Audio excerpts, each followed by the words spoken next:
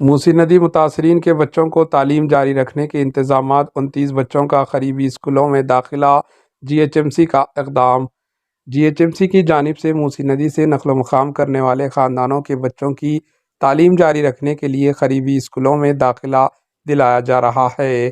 اس طرح 29 بچوں کو چنچل گڑھا گورنمنٹ بوائز ہائی اسکول میں، گورنمنٹ گرلز پرائمری اسکول کمیلا خدیم میں داخلہ دلایا گیا۔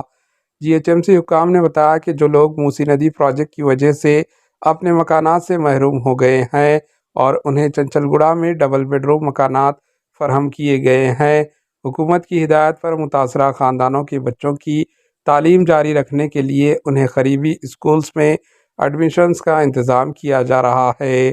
جی H M C urban community department کی ہدایت پر کمیونٹی آرگنائزرز اور نے اس عمل میں اہم رول ادا کیا۔ بے گھر اور نقل و مقام کرنے والے خاندانوں کی رہنمائی کے لیے کالونیز میں ایک ہیلپ ڈیسک بھی قائم کیا گیا ہے۔ Bureau report AHN news. AHN news کو لائک کریں، شیئر کریں اور سبسکرائب کرنا نہ بھولیں۔